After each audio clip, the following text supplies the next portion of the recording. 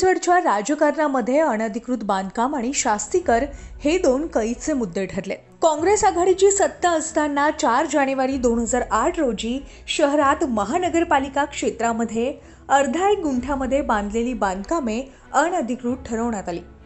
ही बांधकामे नियमित करण्यासाठी अगदी चक्रीवाढ व्याजानं शास्तीकर लादण्यात आला। तत्कालीन आमदार विलास लांडे हे शहराचं नेतृत्व विधानसभा सभागृहात करत होते। राज्यातील सत्ताधारी पक्षाचे ते नेते होते। 2008 ते 2014 असं म्हणजे शास्तीकर लादण्याचा निर्णय झाल्यापासून 6 वर्ष विलास लांडे आमदार पदावर होते आणि या 6 वर्षात सत्ताधारी पक्षाचा मातब्बर नेता असतानाही अनधिकृत बांधकाम आणि शास्तीकराचा प्रश्न सभागृहामध्ये प्रभावीपणे मांडता आला नाही आणि त्यांना तो सोडवताही आला नाही। 2014 मध्ये राज्यात भारतीय जनता पार्टी शिवसेना महायुतीची सत्ता आली। त्यावेळी भोसरी मतदारसंघातून आमदार महेश लांडगे अपक्ष निवडून आले। त्यावेळी शास्तीकर आणि अनधिकृत बांधकाम नियमितीकरण या मुद्द्यावर पाठपुरावा सुरू केला। भाजपा सरकारनं 600 चौरस फूट, 1000 चौरस फूट आणि त्यापुढील क्षेत्रफळाच्या मिळकती असं वर्गीकरण केलं। मात्र यावर समाधान न मानता शास्तीकर सरसकट माफ करावा अशी मागणी महेश लांडगे यांनी लावून धरली। महानगरपालिकेच्या सर्व लोकप्रतिनिधींची आणि आमच्या शहरातल्या सगळ्या नागरिकांची जी 1 लाख बांधकामं आज अवैधपणे शास्तीकरामध्ये येतात, अवैध बांधकाम म्हणून, त्या सगळ्यांची इच्छा आहे की आज संपूर्ण शास्तीकर माफ व्हावा। शहराचा विस्तार झपाट्यानं होत होता। त्याच वेळी अर्धा गुंठा 1 गुंठा क्षेत्रावरील बांधकामेही मोठ्या प्रमाणात वाढली होती।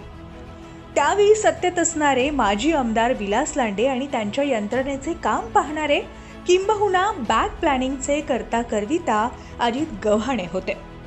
विशेष म्हणजे शास्तीकर लागू झाला आणि त्याच वेळी अजित गव्हाणे महानगरपालिका स्थायी समितीचे सभापती होते। पण अजित गव्हाणे यांना शास्तीकर आणि अनधिकृत बांधकामाचा प्रश्न कसा सोडवता येईल याचं सोल्युशन सापडलं नाही। पिंपरी चिंचवडकरांना लांडे गव्हाणे यांच्या सत्ता काळात जिझिया कर लादण्यात आला। त्यामुळे अनेक लोकांचे संसार, उद्योग आणि पिंपरी चिंचवड महानगरपालिकेची अर्थव्यवस्था अडचणीत येण्याची वेळ आली। दरम्यान तत्कालीन आयुक्त श्रीकर परदेशी यांच्या काळात दिघीतील मॅगझिन चौकाजवळ सरसकट अर्धा गुंठा 1 गुंठा बांधकामावर बुलडोजर फिरवला जात होता।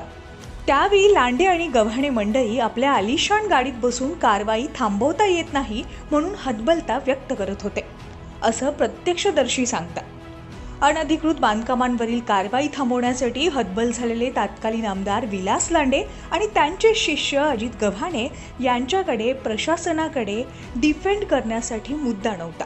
मारुती भापकरांनी सांगितलं की त्या काळामध्ये जे काही प्रश्न होते त्या काळामध्ये काँग्रेस, राष्ट्रवादी काँग्रेस पक्षाचं सरकार होतं आणि 2008 सालापासून हा प्रश्न या ठिकाणी प्रलंबित आहे असं त्यांनी सांगितलं गेलं। अत्यंत बरोबर आहे।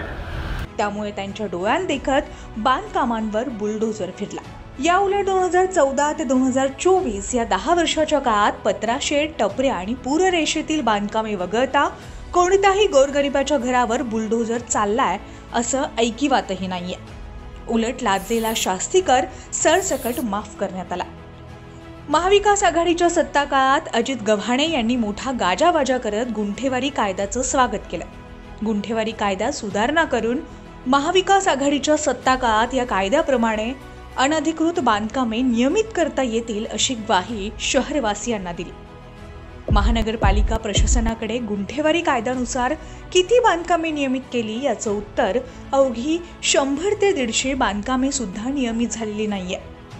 अजित गव्हाणे यांनी या गुंठेवारी कायद्याचं समर्थन केलं आणि प्रक्रिया कशी सुलभ आहे याचं प्रसार माध्यमांमध्ये ब्रँडिंग केलं, बातम्या छापून आणल्या। मात्र शास्तीकर बाधित सर्वसामान्य नागरिकांच्या हाती काहीच लागलं नाही। केवळ प्रसिद्धीसाठी गव्हाणे यांनी गुंठेवारी कायद्याचा गाजावाजा केला। वास्तविक पेशाने बांधकाम व्यावसायिक असलेल्या अजित गव्हाणे यांना अनधिकृत बांधकामांवर कारवाई व्हावी किंबहुना अर्धा गुंठा 1 गुंठा जागा मालकांवर कारवाईची टांगती तलवार कायम असावी अशी त्यांची व्यावसायिक भूमिका आहे। त्यांचे राजकीय गुरु माजी आमदार विलास लांडे आणि ते स्वतः महानगरपालिकेतील सत्ताधारी पक्षाचे नेते असताना 2014 पर्यंत अर्धा एक गुंठा क्षेत्रावर बांधलेली बांधकामे पाडण्याचं पाप झालं. त्याच्या जबाबदारीची सुई अजित गव्हाणे आणि विलास लांडे यांच्याकडे जाते. आमदार महेश लांडगे यांच्या पुढाकारानं आणि पाठपुराव्यानं शास्तीकर सरसकट माफ झाला. ज्या शास्तीकराच्या माध्यमातून अनेक लोकांनी राजकारण पिंपरी चिंचवड शहरामध्ये केलं.